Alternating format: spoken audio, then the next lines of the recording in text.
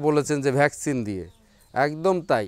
আগে আমরা বছরে 2বার ভ্যাকসিন দিতাম, যেহেতু প্রকোপটা বেড়ে গেছে, আমরা বর্ডার এলাকায় থাকি, একেবারে ইন্ডিয়ার কাছে না সাতক্ষীরাটা, যে কারণে এই রোগটা কিন্তু এই জেলা থেকে যাচ্ছেই না। কারণ প্রতিনিয়ত ইন্ডিয়া থেকে গরু কিন্তু চোরাই পথে বিভিন্নভাবে এই দেশে ঢুকছে, তো ওই রোগ নিয়েই ঢুকছে।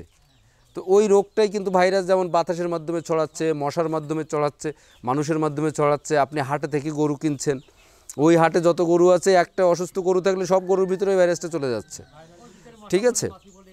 একদম।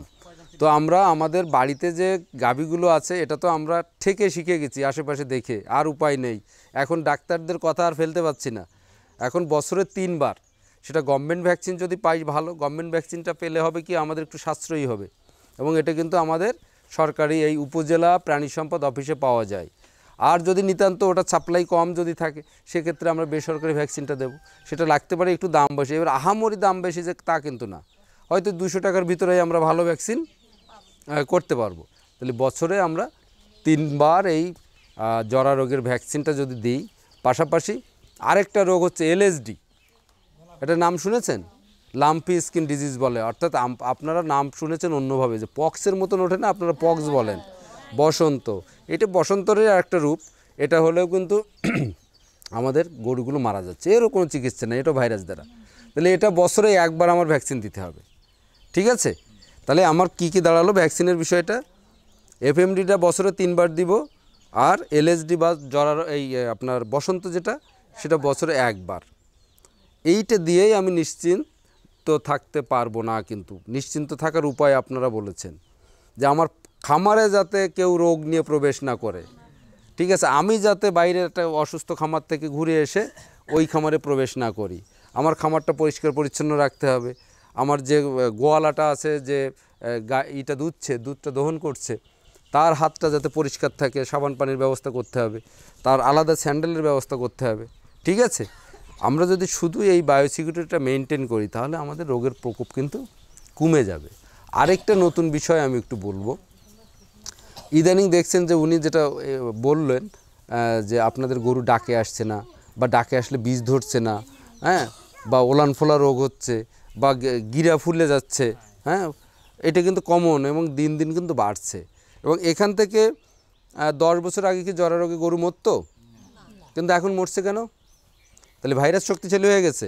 হ্যাঁ, ভাইরাস একটু শক্তিশালী হয়েছে, পক্ষান্তরে আমাদের প্রাণীটা দুর্বল হয়ে গেছে, যে ওই রোগ প্রতিরোধ ক্ষমতাটা ওর ভিতরে আর আগের মতন নেই। কেন নেই? বিদেশি খাবারটা এখানে অতটা গুরুত্বপূর্ণ না। আমরা তো দেশি খাবারই, বিদেশি খাবার সবই খাচ্ছি, বরঞ্চ আগের চেয়ে আরও খারাপ খাচ্ছি। কিন্তু এই যে করোনা, যারা মাঠে ঘাটে কাজ করে তাদের বেশি হয়েছে, না যারা এসি করে রয়েছে তাদের বেশি হয়েছে? কারণ কি?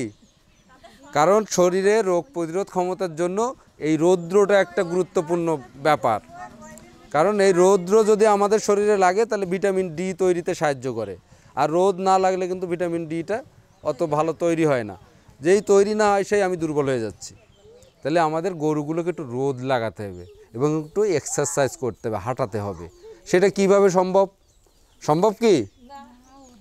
হ্যাঁ, এইটাই সম্ভব, এইটাই সম্ভব। এইটা আপনাদের যদি আমি একটা ভিডিও দেখাতে পারতাম। আমি বলি,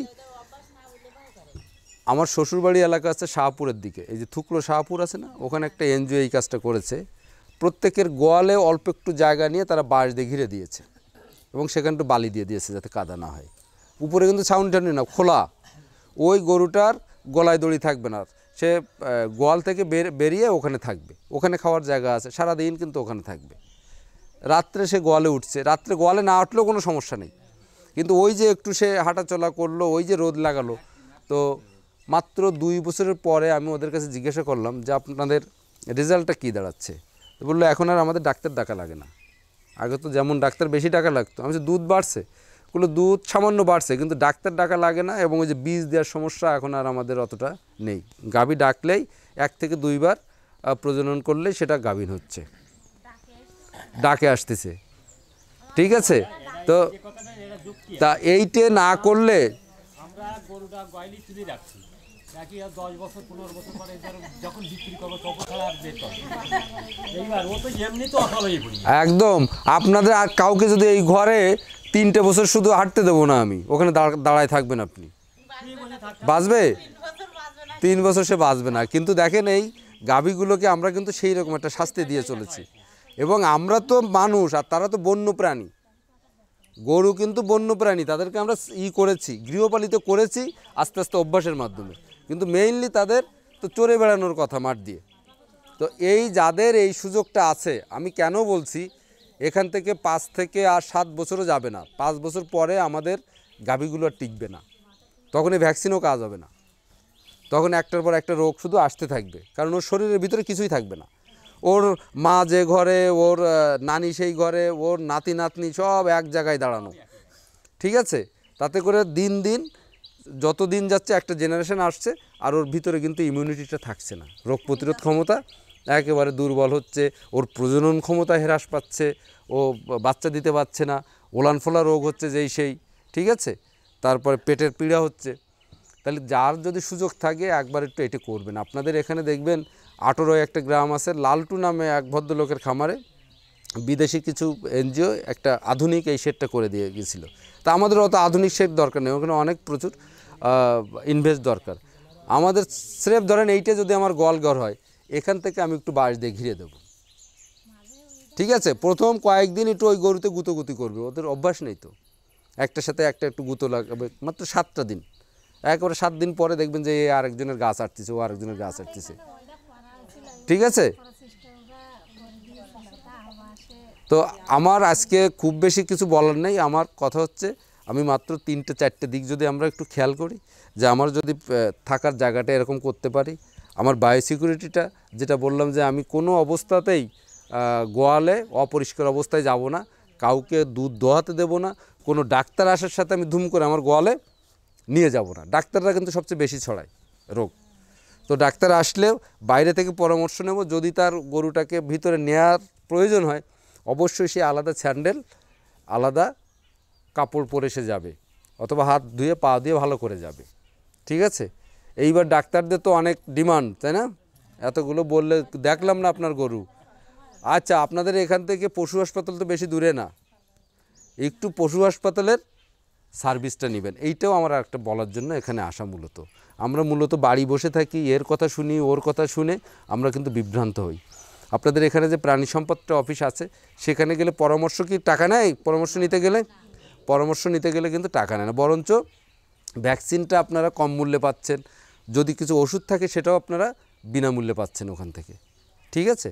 তো এই ছিল আমার মেসেজ, এবং আপনারা অনেকটাই সচেতন, এবং আমার মনে হয় আজকের দিনের পরে এই জিনিসগুলো আপনারা মানলে এই সিজ ডোজের যে অভিযান সেটা সাকসেস হবে, এবং আমরা ভালো থাকলে কারা ভালো থাকবে?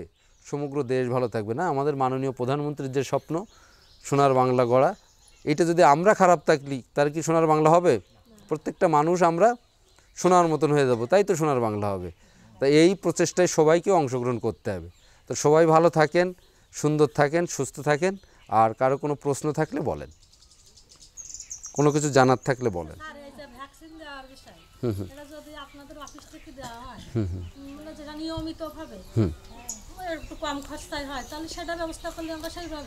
একদম। এখানে আমাদের অলরেডি 2-3 জন কর্মী আছে। একজন কর্মী আছে ভ্যাকসিনেটার, দেবব্রত নাম করে, বিশ্বনাথ আছে আপনার আমাদের এলএসপি। হ্যাঁ, তো আপনারা যেটা করবেন, অফিসের ভ্যাকসিন যদি অ্যাভেলেবেল না হয়, আপনারা নিজেরা ভ্যাকসিন কিনবেন, কিনে তাকে ডাকবেন, ডিকে তাকে বলেন যে আমরা তোমাকে গরু প্রতি 10 টাকা বা 15 টাকা এই পুশ করার বাবদ দিচ্ছি, তুমি আমাদের এই ভ্যাকসিনগুলো সবাইকে দিয়ে দাও, তাহলে অনেক খরচ কমে যাবে। আর বরঞ্চ বাইরে থেকে যারা ভ্যাকসিন নিয়ে আসে, অফিসের একটা ভ্যাকসিনের দাম হচ্ছে 400 টাকা, 16টা গরুকে দেওয়া যায়, তার মানে একটা গরুর জন্য ওষুধ খরচ হচ্ছে 25 টাকা।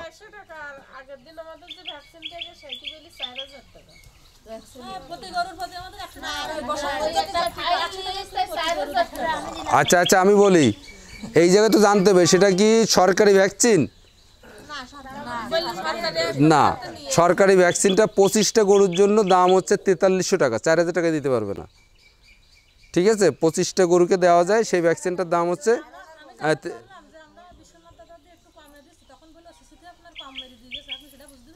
কে এসে নাম নাম বল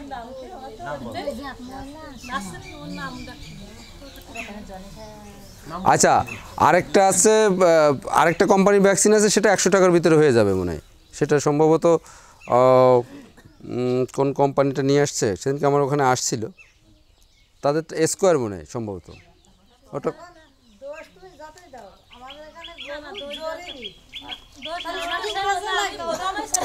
শোনেন আমরা কাউকে দোষ দিব না আমাদের কথা হচ্ছে আমরা নিজেরা ভালো থাকবো আমার যদি সন্দেহ মনে হয় কারণ মানুষকে আস্থা করা কঠিন আমি একেবারে ওষুধের দোকান থেকে আমার চাহিদা মতন ভ্যাকসিন কিনে আনবো শুধু দেওয়ার লোকটা আমি হায়ার করব ঠিক আছে এইটা করবেন তা নাহলে ব্যাগে করে কে কী নিয়ে আসলো এটা আস্থা করা কঠিন বিশ্বনাথ দাদাকেও আমি আস্থা করতে বলছি না ওই দাদা তো প্রথমে আসা ওষুধ নেই বললো তারপরে আমরা অনেকবার ফোন করি তারপরে বললো যে কয়রাত থেকে আনা হয়েছে এই ভ্যাকসিন আমি তারপরে আপনাদের দিচ্ছি আমাদের এদিকে এখন অফিসে নেই তাই ম্যানেজ করতেছি অনেক কষ্টে ওই ভ্যাকসিনগুলো দিবেন না কেন আরেকজনকে কষ্ট দিবেন ভালো যে তোমার ভাই বাবা কষ্ট করার দরকার নেই তোমার অফিসে থাকলে তুমি সেটা ফ্ল্যাক্সে করে নিয়ে আসো আর যদি না থাকে তাহলে আমরা দোকান থেকে এনে দিচ্ছি তুমি সেটা দিয়ে দাও কাউর কথা বিশ্বাস করবেন না হ্যাঁ তখন সরাসরি ওখান থেকে আনবেন কিন্তু আমি কিন্তু প্রথমেই বলে নিয়েছি যে আমাদের এই এফএমডি ভ্যাকসিনটা সরকার এখন খুব কম প্রোডাকশন করছে খুব কম যার ফলে টোটাল আমার এখানে গরু আছে 2 লাখ আমি সারা বছরে ভ্যাকসিন পাই 2 থেকে 3 হাজার পরিষ্কার তাহলে আপনাদের পর্যন্ত এই ভ্যাকসিনটা কি কভার হবে হবে না তার মানে কি আমার গরু মরে যাবে না আমার বিদেশ থেকে যারা কোম্পানিরা ভ্যাকসিন নিয়ে আসছে আমি সেই ভ্যাকসিন দিয়ে দেবো